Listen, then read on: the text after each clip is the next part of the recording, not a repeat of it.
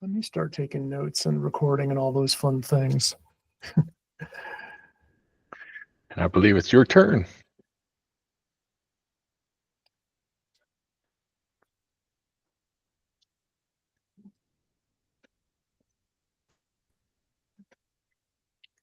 Good afternoon, good morning, or good evening, and welcome to the Blurring the Lines podcast. This is episode 222.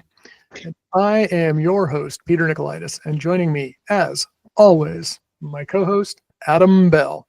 Hey, Peter, how you doing today? Doing all right. I'm a little streamlined today. I don't know if you know. I did notice that. This was a classic. I think it turned out okay, but it was a classic case of slight miscommunication with the barber. Uh-huh. You wanted a fade, instead you got a high and tight. Pretty much. So I told him, and I've seen this barber before, and I've been going to this barber shop. This is probably the 5th time now, maybe more. Mm-hmm. And I told him, I said, like, here, skin, right? He's like, skin, 0. Yeah. And I traced it just like this. If you're not watching, if you're listening to the audio, obviously you can't see, but basically taking about an inch of a pinch between my thumb and forefinger and running it, my thumb right across the top of my ear. So symbolizing skin about an inch, or so on a line above the ear. And then in the past, whenever they've done it, they've faded it so that my skull, my head looked relatively blocky, right? Well, he took skin all the way up to the part line, like, above the temples, like around so, and I told him also leave it longer on top. And I don't know if you recall, Adam, because I haven't seen it in a couple of weeks, but my hair was getting relatively long, right? It was like a couple inches up top. Well, relative to 0, he did leave it relatively long on top. But I came back home and, I told my girlfriend, I was like, okay, now, before you say anything, she's like, well, you don't sound too angry about it. I'm like, no, it's going to be fine. And this morning when I woke up, it looked fine. I was just like, oh, I'm used to it. But I compared it to, and we should put pictures in the show notes for reference, compared it to what my neighbor's dog looked like after he got a trim. Like the before after, he looks the before picture, he looks like a dirty dust mop. And the after picture, he looks more like a dirty pipe cleaner. So no, I mean, that's the way that your haircut is now is the way that I would want mine cut. I like a high and tight. I like it all the way up to the part line. So I used to do it lower, but now it's like and then I go, well, I'm not going to even pay for that. I'm just going to clipper it off with a 0 all the way around. Boom. Well, for me, it's a little, my skull, I feel like my skull is like more egg shaped than yours. Yours looks more round, right? So whenever I get something like a high and tight like this at first, I'm like, oh my goodness, my head is so thin, my ears look so big, and my hair, and then the next morning I wake up, I'm like, yeah, kind of like it. What? I mean, just look at Patrick Stewart, and you're better than Patrick Stewart. So, I mean, that's the thin, wouldn't say I'm a better actor than Patrick Stewart. Definitely not. No. I'm actually, well, I wasn't planning on talking, but I'm actually, I guess I mentioned him because he was top of mind. I'm listening to his book, Make It So, on Audible, and he's narrating it. Okay, I'm going to put that on my list. Now, speaking of Audible, I recently paused my subscription. I have 2 credits left, and I've got a number of books in my library that I still haven't gotten to reading. So I was just like, I'm not done with it just yet, but I have fallen back in love with my local library. Oh, yeah, good. And so the other day, I did something I have not done in years. I walked to the library and checked out a physical book. And so this was, I started by trying to log into the Boston Public Library to check out the Kindle edition, because I do want to read more. In addition, I love audiobooks, but if I've got a little bit of time to kill, and since I'm not running right now, I wanted to just read. So I tried to, and I went through this horrific process. It's like every time I reset, or like every time I need to renew my library card with the Boston Public Library, there's problems. This year was no exception, and I'll spare you the details, but the problem was eventually discovered. At some point, I wanted to check out a book from the Malden Public Library, which is closer to me, being in Medford, because it's the next town over. It's closer than Boston, part of the same network. Well, apparently when I did that, it messed up all of there were multiple systems, and I had multiple usernames, multiple systems. They were out of sync. So anytime I try to log in, it would just fail. I couldn't authenticate, yada, yada. They finally tracked it down and figured out the problem, and now all is well. But while this was going on, I was like, I don't remember going to the Medford Public Library, and I remember asking about getting a library card, but I don't even remember if I ever did. Well, apparently 2 years ago, I did go and I did get my library card. I just never used it for anything. So I went back and they're like, yep, well, you're in the system. What do you want? I was like, I'd like this book. They're like, that shelf down there. I found the physical book. I was like, you know what? I'll just take it. Yeah. So I'm reading that, and it's actually a book referred to by listener and rare co-host of the podcast, Scott Wilsey, and it's called Fluke. So yes, I'll give more of a review later on. Probably actually I'll give a review over on the Blurring the Lines on the Friends with Brews podcast, because it's more appropriate since both Scott and I are reading that book. So, well, I have some thoughts on reading versus Audible. So I do both. I you can even do Whisper Sync in the Amazon ecosystem. Yeah, I do that too. I haven't done that so much lately. Just because I'm I don't know, I just haven't been really focused on doing that. But yes, so one of the things that I've found that I'll do, that if I'm not careful, is listening to a book is really good when you're doing a tedious task. But what I have found sometimes is I will be listening to a book, or get enthralled with a book, and I won't do any free thinking, because all of my time when I would be doing a mundane task is time that I could be freely thinking about, just whatever occurs to me. And if I spend all my time listening to Audible, then I do find that I come up with less solutions to things. So, that idle time, like the shower, when I'm in a shower, I don't play a stereo or anything. You could do that, but for the most part, you can't listen to audio while you're in the shower. I do actually. I have a Sonos Roam, which I use just for that. So you can, but I don't, and I find that I come up with a lot of my ideas in the shower. So it's indicating to me I'm listening to too much audiobooks. Although you could argue I'm learning, because a lot of things I'm learning, but there's got to be a good balance of listening, but then also having free time for processing and let subconscious kind of go to work on things. So there you go. There's your public service lesson for the day. Yeah, for me, listening, the primary reason that I like listening to books over reading them is like when I'm driving. Right. Can't really read all that well when I'm driving. So, there you go. But sometimes, I'll be listening to, stuff as I'm cooking dinner. Now, if I'm doing like a technical book, like one I just got, how to measure cybersecurity risk, or how to measure anything in cybersecurity risk. That's a book that I kind of have to pay attention to. Yeah. Even if I had the audio book, like I could see myself, that's something where I would be working on it and I would get distracted and, have to rewind or whatnot. So I probably wouldn't do that so much. But when it comes to, like driving or going for a walk and listening to a Mm-hmm. book and stuff like that, or even just like cooking dinner and stuff.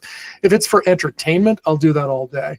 Mm-hmm. But if it's for like real, deep learning, so to speak, then I have to focus, and reading is better for that. And Yeah. I think that reading a physical book can be a little more, I don't know how to describe it exactly, a little more fulfilling than even reading it on an electronic medium. Mm-hmm. But I do like electronic. I prefer electronics for reference, right? Mm-hmm. If I'm going to look things up later, I'd much rather Control F or find and search and replace in an electronic book than go to the index and flip back and this page and back, back and forth, back and forth. Mm-hmm. Those are my use cases, I should say. Yeah, and if I'm reading a novel, not a textbook or something where I'm looking at pictures or things like that, I still prefer to read that on the e-reader because I don't have to wear glasses when I do that, and I can also position the book in way so I can lay on my side and just tap tap tap every time I want to change the page. Where if I'm reading a physical book, I've got to wear glasses and I do have to, sit in a position where I can flip pages. But I mean, for me, they're equivalent. A novel. If I'm reading it on the Kindle versus reading it paper, I get as much comprehension and satisfaction out of reading that. But like I said, if I'm reading a text, it just won't work. Yeah. My wife will only read on physical books. I saw something. So I don't generally, I don't need my reading glasses. So I technically, I guess they refer to these as computer glasses. They're not reading glasses. The only difference is you take reading glasses and drop the prescription strength one step, and they become computer glasses. Okay. It just moves it like a little bit farther away. So if I'm like sitting with a book curled up on the couch, I can't really even use these glasses because it's too close. So, but luckily I generally don't need them still. I still use them. It relieves a little bit of eye strain and the computer looks clearer, but I don't absolutely have to have my glasses, which is kind of nice. So still in there, knock on wood. Yeah. So, but someone, I got to see if I can find it. I don't remember. I think I just stumbled. I don't remember if it's again something that Scott might have sent my way, or if I stumble across myself. It was probably myself. Someone on Blue Sky posted, whoever said money can't buy happiness didn't realize that you can buy a remote control for your e-reader and a stand for it, so I can read my book while staying completely under the covers in bed. And she's you like, just press the button. Yeah, you've got a remote to flip the pages, and then she got this gooseneck book stand above, hanging on the headboard. Oh. And I was just like, yeah, okay, yeah, or you can just turn up the heat, and but not having to hold the book actually sounds kind of nice, especially if you're like me and you're in a sling recovering from rotator cuff surgery. Yeah. So. Yeah, I don't know what it is. I would feel guilty in whatever that is. It's not puritanical, where puritanical is kind of like you're talking about you're sinning, but you're not sinning. You'd say lazy. I don't know. I would feel lazy that I can't even flip the pages on a e-reader. Yes. Well, I remember someone said that a while ago. Someone created a similar thing to hold a laptop computer like above you, so you can lie in bed and you just have to have your hands like T-Rex arms, and you can just use the laptop like that. I was like, oh, I know, because sitting up is so hard. Well, one of my guys that worked with me at Sublime, he had back surgery, and so he was bedridden. And so he had one of those. So that, I mean, to me, that's fair. It's like, well, he's not being lazy. He's injured, recovering. I mean, he's working while he's bedridden. That's the opposite of lazy. So. Yeah. But you could, I mean, if somebody was, physically disabled, that'd be a great solution. Yep, absolutely. So, cool. All right. So what else is going on? All right, let's talk about the topics that I even wrote about. What a novel idea. Well, so recently, I sold my company, that we know that. And I had all the tools that I used for remote access and everything else. I just kind of piggybacked on the company because it was my company and sunk costs. So, it didn't cost extra to have my nodes on there. But now that it's not my company, I'm trying to get all my computers where I can access them wherever I want on my own private gear that's not part of this larger corporation. And so I started investigating NordVPN because that's a big one. And then I'd never heard of Tailscale, and you brought that to my attention. And so I signed up. I actually signed up for Tailscale instead of Nord. So the business version is paid for, and you can get a 2-week trial, but then the personal version is free. So since I am doing it for personal, I didn't feel conflict of, So I now have it deployed. So I did have a hard time getting it on my Mac, but that wasn't due to Tailscale. It was due to I was using Citricom's Control 1, and I could remove the GUI, but the back end parts of it were still running in the library, and I had no idea how to get rid of it. So I had to get a shell script to actually remove Control 1 in order to get Tailscale work. And if you're probably not familiar with Citricom's Control 1, but it's a very similar product. It's enterprise control over, it puts a VPN on, it protects the local cybersecurity. And the cool thing is it gets you, like if you and I were on a security team working together and we both needed access to a server, the Control 1 agent would give us network access to that server wherever we have Control 1 on our computers. Got it. But now, does it give it just full-on network access, or does it give you like RDP, like a remote desktop? Yeah, it's granular. So you could give the RDP. So it's a zero trust solution by some people's parlance. Okay, gotcha. Got it. Yeah, so it's pretty slick, and then that's what Tailscale is, trying to do as well. But I just now got it working with all my computers, so I'm ready to start doing some things with it. So you've been using it for a while, right? Yes. Yeah, I'm really happy. So far I'm still using the free version, and I'm really impressed at what they're giving you. Now, as always, with any security product, you're putting your security in the hands of this company, right? And you're trusting them implicitly. But the main difference, so you were comparing it to NordVPN, and NordVPN's MeshNet is roughly analogous to Tailscale. It's the same idea. Functionally, the two products are very similar. There's lots of overlaps. The big difference is, by default, Tailscale will give you the default use case for Tailscale is to give you access to your computers back at home. The next use case is what they call an exit node, and that means whenever you're connecting from device A, your traffic can be routed out the interface of device B. So instead of, whereas NordVPN will make you come from some other country or some other data center near or far away from you, Tailscale lets you come out of your home address. So the use cases are very similar, but sometimes a little bit different. The thing with NordVPN MeshNet is that if you enable MeshNet on systems that have that client installed, you get access to those systems. So you get your own little virtual private network within the Nord ecosystem, which gives you the same access back in. So it's very similar to what you get by a default Tailscale installation. What I've noticed, though, is that a lot of content providers and also businesses are wise to the fact that people are using VPNs, and they don't like that. Yeah, because they're, that full confession, during the World Cup, I wanted to watch it. I went to BBC and I signed up with an account on BBC.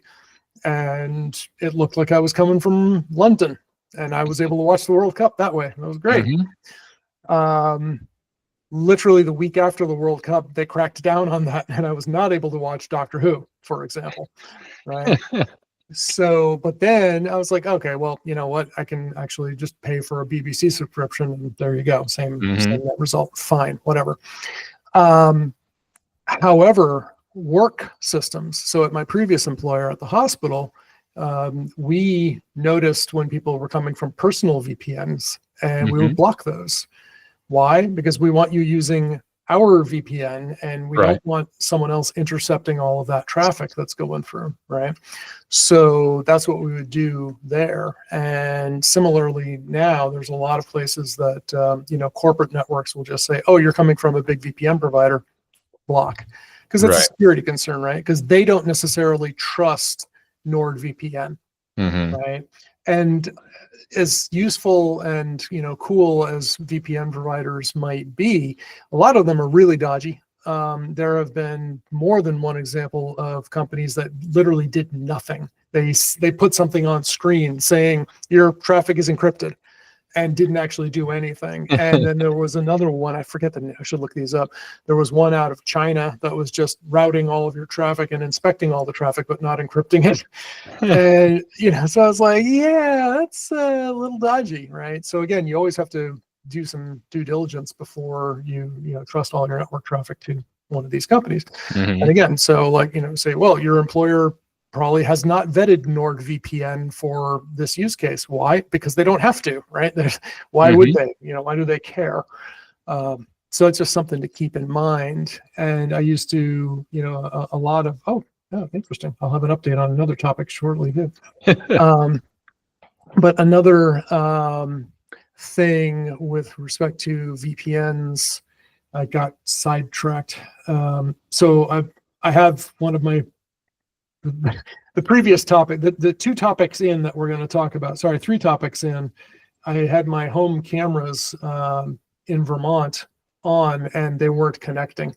And so I just left that on the screen because I'm like, all right, nothing's going on. And while I'm talking, they just came back online, and I see a flurry of movement. So my contractor's at the house right now working. So I got distracted by that. So yes, now I'm back. Train of thought, derailed. A lot of people have asked me in the past, like, should I get a VPN? And I'm like, why? What's the use case? Well, to be secure. I'm like, from what? Right? Just like any security tool, a VPN is not a one-size-fit-all magic silver bullet, insert metaphor here. Yeah. The idea of a VPN is it is going to encrypt all of the traffic from your laptop to a certain point out on the internet.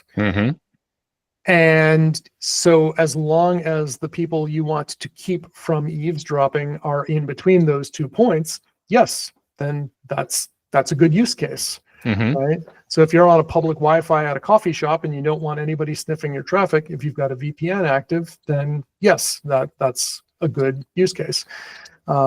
If, however, you're using a dodgy VPN provider and you don't want them sniffing your traffic, you're out of luck, because by definition, they're the man in the middle, so to speak.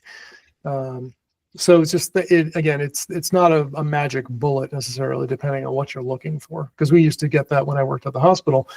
Doctor would complain, I can't connect, and I'm like, I see.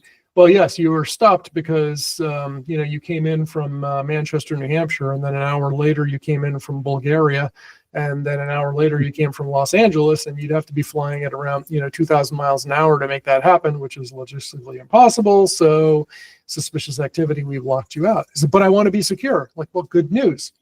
When you connect your work laptop to the work VPN, you are secured. End of discussion, right? So let me ask you this for our listeners. If I'm staying at a Hilton hotel and I get on their free Wi-Fi, or it's free. You have my condolences. But I get on there, whatever browser, I connect to their Wi-Fi. Even, I have my VPN agent ready to go. It's waiting for an internet connection, and then it's going to protect me. So I open up Hilton, They ask for my last name, my room number. I hit connect. It connects. Is my VPN still protecting my computer? So it depends on your risk tolerance.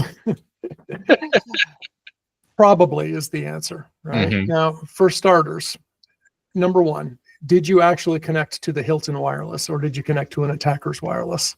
Let's say Hilton. Yeah, let's say for the discussion that I really did connect to Hilton, and then we'll go back to if I really didn't connect to Hilton. But let's say that I really connected to Hilton's, because it was the only one, and I know for sure because I talked to the IT guy and he told me this was it.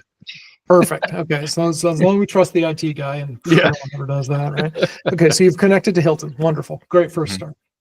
Assuming that connection is encrypted, and most captive portals these days are. Don't bet on it though. I definitely saw one in Germany that was just, somebody's open Wi-Fi router sitting in the back of the room, nothing fancy. That should theoretically be encrypted between your laptop and their captive portal. And then that should allow you so that traffic itself is encrypted. And if you connected to their Wi-Fi and you had to give a password and that was an encrypted connection, then that connection should be encrypted. So it is possible, though, to set up, a wireless network where all machines can see all other machines via this encrypted connection. And so you could then, if you have a bunch of services running on your laptop, you could be exposed to other attackers. Now, I'm not saying that I've ever done this when I've went to hotels before, but it's certainly possible to join a hotel Wi-Fi and then do a port scan, swing the entire subnet and see all of your neighbors and all the devices on those machines, and maybe connect to the smart TV in the next room, for example, and start broadcasting whatever you want to it. Not saying that I've ever done that. So again, probably secure, but then depends what you do after that. Now, if you've got an encrypted connection onto wireless, but the wireless is not set to do, I think the technical term is client isolation. So generally what happens is your device can then only go to the internet and out, right? But if it's not set like that, then you're securely connected to all the other machines on the network. Right? So you're not as safe as you might like to be. Yeah, but if I were on on my Mac or Windows, it doesn't matter. If I were on my device, I've connected to the Wi-Fi. I have my firewall turned on because it's on by default, so people can't just ping me. And I have a VPN tunnel. They ought to not be able to get to me, right? They ought to. If you've got your VPN tunnel running, then and no split tunneling. I was just going to say, unless your VPN is connected to allow access to the local area network. So again, that's another form of isolation, right? It's just making it so you can only talk to the exit node of that VPN and whatever it's configured to give you access to. So, but again, assuming we trust Hilton, right? Now, if they had gotten hacked somehow, or they had gotten compromised in such a way where, say, someone took over their DNS or the DNS resolver that you were using, right? Then you might be saying, yes, I want to go to paypal.com, but you're being redirected to evilbadguy.com, and it looks like paypal.com. You can't tell the difference because you think, you trust this DNS. You say, hey, DNS, where's paypal.com? And it routes you over to some hacker site instead. So there's still a lot of moving parts and a lot of complexities in this chain. In general, yeah, you're going to be better off having a VPN in that case. Right? Or like I said, and that can be either a corporate VPN, it can be your NordVPN, or it could be a Tailscale solution. And if you're using Tailscale with an exit node, then again, instead of coming out at some random data center somewhere, it's coming out of, say, your living room, or your place in, if it's coming out of the farm, or if you're at the farm, it's coming out of not the farmhouse. Right. Yeah. So kind of in the public service announcement there, if you're using Tailscale on your laptop and you have your exit node set up for allow local network access, turn that off when you're traveling. Not a terrible idea. Yeah, So, because that way, if otherwise they would be able to get to the other people's computers in that network. if they hack yours, yeah. Mm-hmm. And another thing too is Tailscale does offer. They do have a partnership with Mulvad VPN. So that's a competitor. I had never heard of it. The only time I had heard it before was I had seen banners for it around the Massachusetts Bay Transportation Authority. So I've seen like a couple of banners on buses and one by a subway station nearby. And then I heard about it and I was like, yeah, Tailscale partners with them. So if you do that, essentially you have another subscription. It's a competitor to NordVPN, but then as I understand it, and I haven't tried it yet, you can you connect to Tailscale and then you can choose to route your network out Mulvad as opposed to out your living room, for example.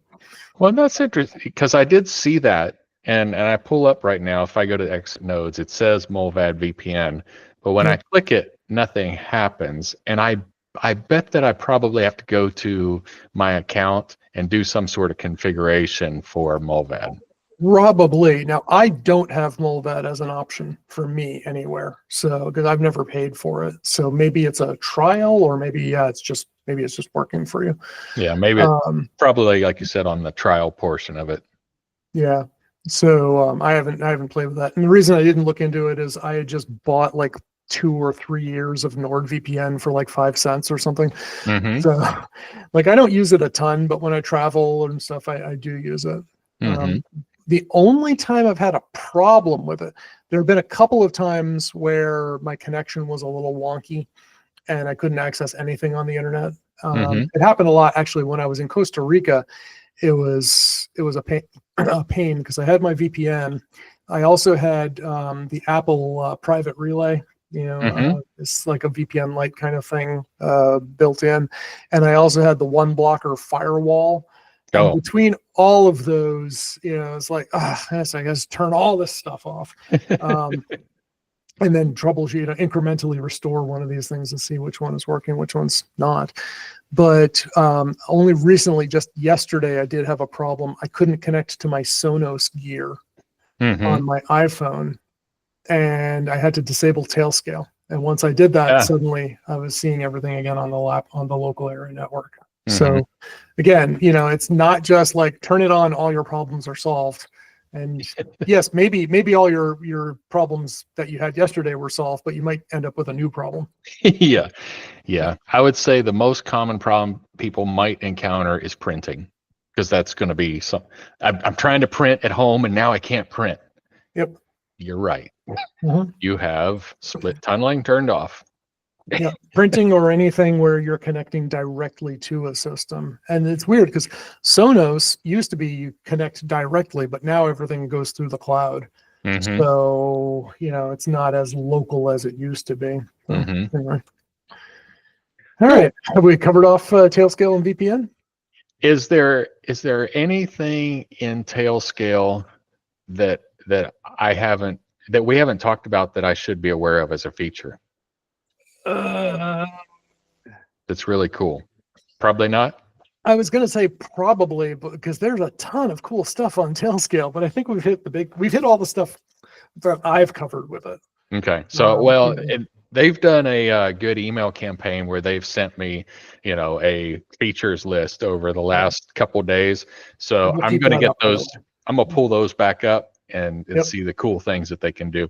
And I know one of the things that I do think is cool is they actually have an agent that runs on Synology, and I like Synology, but I don't run a Synology cloud. So although I think I'm more apt to trust them than I used to.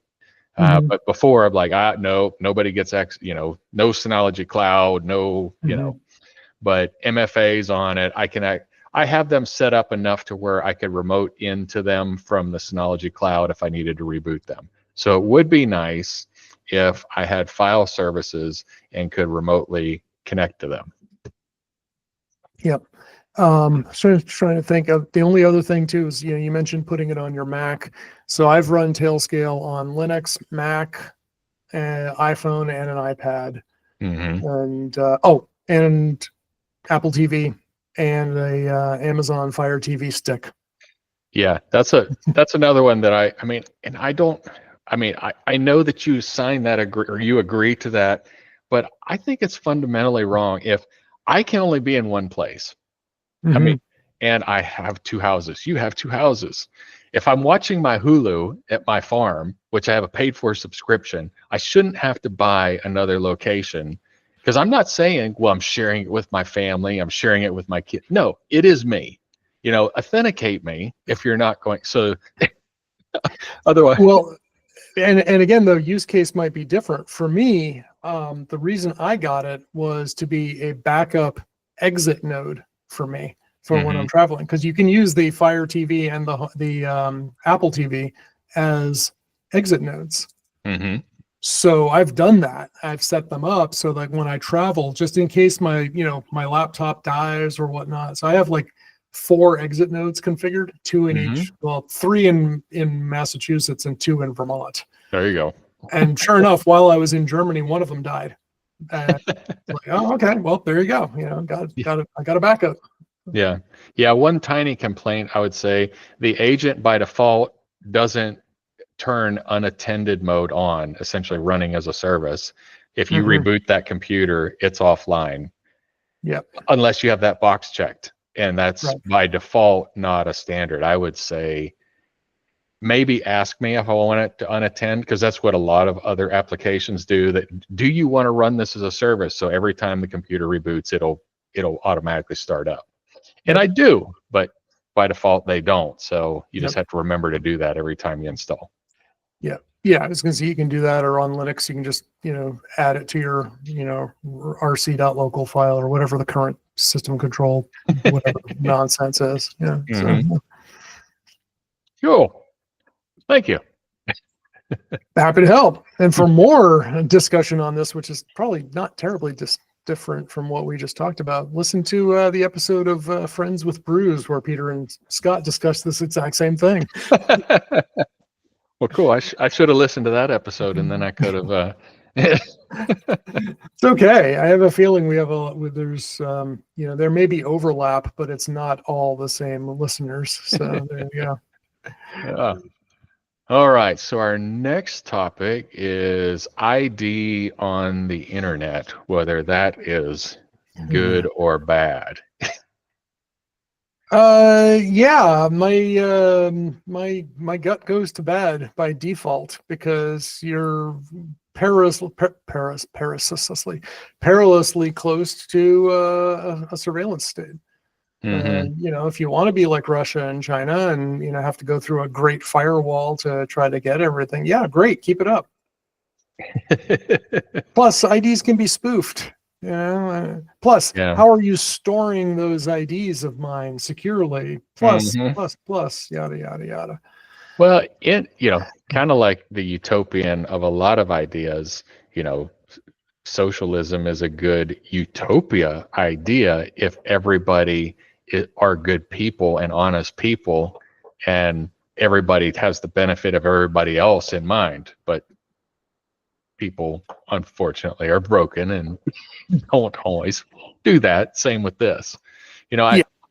I do think at some point, I don't know how to accomplish it, but I do think that at some point there will be a way for a person to interface with a computer and they connect to it and it is them as they log in, they're able to do what they're going to do. But you know, there are definite, there are pros to that. If you're going to go to your bank, it's really good for it to be your bank knows that it's you and that you have a safe connection there. But if you're what you were talking about, if you're going to websites and then that website reports back to the ID provider that you just went to the website and they keep a record of every website that you go to on the internet, we kind of like privacy. It sounds a little obsessive, a little oppressive, if you ask me. Mm-hmm. Yeah. Yeah, and you could, I'm sure the other argument to that is, well, if you're an honest person doing honest things, then you won't care what people see that you're doing. But I used to buy that. I used to make that argument, not alone buy that argument. And then I heard, about something called operational security and metadata.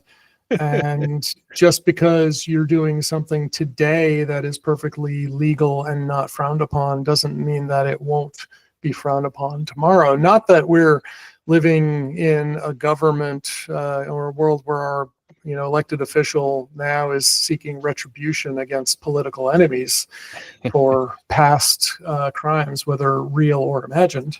Mm-hmm. But it can very much happen. So just because you have nothing to hide today doesn't mean that you won't wish you could hide it a few years from now. Mm-hmm.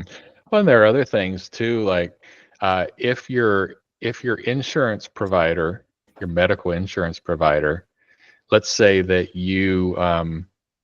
you're concerned about your cholesterol, and you go do Google searches about cholesterol and how to reduce your cholesterol, and your insurance provider says, "Oh, well, apparently you have high cholesterol now because it's been on your mind." Yes. Your rate's going to go up. Yep. And that sort of thing happens, right? People draw the wrong conclusions all the time. Mm-hmm. And it's amazing. Like I was having a conversation recently, and I was saying how it's interesting how I'm becoming less and less naive with every passing day. And I realize that there are a lot of little small principles and stuff, like but just because it sounds too petty, there's no way a large organization would do that. No, large organizations can be petty at scale. Mm-hmm. Yeah. So it's that absolutely, I can see that coming. Yeah, because there are some things on the internet that are despicable. There's the only type of people that would go there are criminals or abnormal people that should. But you know what happens to them? They get presidential pardons. Yeah, I've heard that. But yeah, like I said, there's some things, but it's hard. You can't legislate that. Because you're taking the innocent, things like we were talking about cholesterol thing. Maybe you're doing research for a friend. Asking for a friend. I'm asking for a friend. So our gray world that we live in. Indeed, it is gray. So. I have said, I don't think that I want to live. I wouldn't want to live 200 years, because it's hard enough to fight against cynicism. At 100 years we get tops. Just imagine you don't need anything because as far as your whatever the principles of need are, you got shelter, you've got food, you've got, and you're okay. You would have nothing else to do, and you'd be a wretched person. Man, just think of all the books you could read, though. Yeah, that'd be cool, but yeah. Let's talk to Grandpa Peter. You're like, yeah. Oh, that grunt means get out. All right, what else we got? All right, so I think we've kind of got a semi-nifty, or it looks like you've got a couple things in there. So home air purifier. So down at my farm, I've got a lot of dust and particles in the air, and just being in the woods, and then also an active farm, lots of dust there. And I've gotten some Honeywell air purifiers. I've got 2 of them, which is actually way. They're meant for much bigger space, so I've got probably twice as much air filter as I need. But man, it really makes a difference of being able to breathe, just getting that out. And I wanted smart ones, and there are smart ones now, and they're a little bit cheap. They're not all that bad a price. But these, I just manually turn them on. They got a timer, and it's pretty good. But I wouldn't mind having a smart one that I could like turn on, turn off. So I put links to 4 air purifiers that I've purchased in the last several years. One of them I purchased for my parents, and they never changed the filter like ever. And so last year I did that and pulled this massive giant clump of ray and just threw that away. But the other 3 that I've purchased are all smart filters. And I set a couple of them up to my Wi-Fi and then never used them again. And I was like, nah, I don't need that. And so I disconnected them. I mean, the worst thing that happens is I leave them running. That's it. All right. Or I forget to turn them on. So I think they have made a difference, a little bit of, because what I get is just gooey, itchy eyes. And been noticing even recently, I've been having to use my dry eye drops again a little more. And it's really, it's a different experience using, applying eye drops with one hand versus with 2. Because I usually hold the eye open with one hand and apply the drops with the other, and now I have to force myself to look at the drop as it comes down, keep the eye open, don't blink. But I put a few in. I think they work okay. They're different sizes. All of them were rated for this big of a room and that much space, yada yada yada. I ended up buying the smallest one is for my bedroom, and then the other larger ones are for the larger spaces like my office here and stuff. I think they work okay, but it's not like I generally turn them on and then 5 minutes later, I can breathe again. So it's kind of hard to really vet those. I don't know exactly. Yeah, well, I can actually quantify it a bit more with my wife. Whenever she would stay down here at the farm, no matter what time of the year, she would come home, 48 hours later, just her face would swell up. I mean, just the irritation in her nose and her eyes and everything would swell up. And, with these filters now, she doesn't experience that, which is really cool. Sounds like it's worth it. Talking about it, just imagine you're talking about your eye drops with one hand. So one time I was in Mexico and I was cutting with a skill saw, and I got a splinter in my eye, and I'm old enough. It wasn't like a splinter, but I got a particle in my eye, so not like a jabbed splinter straight in my eye or anything like that. So I got it, and I know, as an adult, if I can get my eyes to tear and don't touch it, let it wash itself out. Well, the tears alone weren't washing it out, so I was like, okay, so I'm gonna pour water into my eye to wash it out. I could not pour water into my own eye. Every time I'd pour the water, I would move my head. So finally I had to get one of the guys to help me. I'm like, look, I'll hold my head still, but you got to pour the water, because every time I do it, I keep moving. You ever wear contact lenses? No. I see. I used to be like that, and then I very quickly learned how to touch my own eyeball, and I was like, oh, okay, now it's not that bad. But if you've never done that before, though, it's very so. Yeah, I can touch the corners. I just don't do it very often because you shouldn't, because you have dirty fingers. Bingo. All right, what else we got? So I put some recommendations. Would I recommend these, air purifiers? I don't know. They were either top rated by Consumer Reports or bestsellers on Amazon. So that's why I went with them. So there you go. Well, I have a topic that, or I didn't add this in here, but I just thought about it. The American people are kind of dumb when it comes to anything. So the reason the United States government wanted to stop TikTok was because it was a government agency that all the personal data in there is being processed. Well, back it up a step. The original reason was President Trump during his first term was being made fun of, and he didn't like that. Yeah, that's why that was the original reason. So that may be ban TikTok. Yeah. That may be true too, but they didn't. Well, this was during.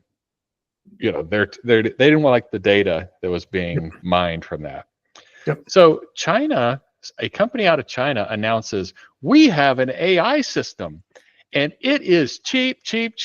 In fact, it's free. you can put anything in it and it'll spit stuff out, and we Mm-hmm. won't keep any of it. Like, okay, let's say that you did no fact finding on TikTok, but the reason in this national stage was security and, stealing data. Why would you join an AI system that is known to come from China and cheap? Because you don't think China's bad. Why is that bad? Ah, okay. Because there were, I mean, maybe you didn't see the backlash that came out when they said they were banning TikTok, but there was a huge influx of people downloading alternative apps, like one of them named Little Red Book, for instance, Oh my God. which is a reference to Mao, Chairman Mao's book and stuff. So yeah, I mean, it's because you're brainwashed essentially already, and you don't see anything wrong with that. One of my colleagues, a CISO, sent out an email 2-3 days ago and just said, we're going to be blocking access to it. If you've installed it on work devices, we're deleting it. We recommend that you remove it from all of your personal devices. Mm-hmm. So there you go. And it's, essentially it's pumping all your data back to China because that's where it's doing all this processing. So of course, everything you ask is going back there. That to me is not even in the realm of surprising, right? That's a duh, of course. What I thought was actually really cool was how, allegedly they were able to do this with such less computing power. Mm-hmm. And frankly, I believe it. Can we trust them when they say no? Probably not. But can we trust that someone on a budget was able to get something done that Silicon Valley bros are demanding requires billions and billions and billions of dollars? Yeah, I think it's possible. Yeah, I mean, I think you can, especially, Silicon Valley. They're like, oh, well, we're going to fund this technology, but I got to live in this mansion. I got to live in LA. I cannot drive anything, worse than this Maserati that I've got right now. I have to live this lifestyle, where, a Chinese agency, they're like very Spartan. You make this happen. Yeah. So I can totally see that happening. Right? And I got a kick out of that for sure. I thought it was pretty funny. So and also, OpenAI's response where they're saying, how they're all mad, crying that these people ripped off, their content and their models to train their own models, because OpenAI, which blatantly ripped off the entire internet. But they're like, we stole it fair and square. Those people stole from us, so it's bad. So, it's just the hypocrisy is just so, so ridiculous. So let's put a pin in a topic for next time. Let's talk about OpenAI and operators. Okay. What kind of operators? Like old phone operators, or? Oh yeah. So since you don't know, that's what we're going to talk about. Great. We're going to do a little bit of research on that. Excellent. All right. Well, in that case, why don't you take us out? All right. Well, and of course, I've got some things for later. We didn't do any nifty this time other than our air purifiers, but listener, we would like your feedback, not your spam. If you'd like to discuss a particular topic, then you can drop us a line at www.blurringthelinespodcast.com. You could also find Peter at yogawithpeter.com, friendswithbrews.com, and on the Mastodon at Nikolaidis at infosec.exchange. And you can find me at roaming Roan Lavender Farm, rrlavenderfarm.com. And otherwise, it's time to hit the big red button. Boom. Stop recording.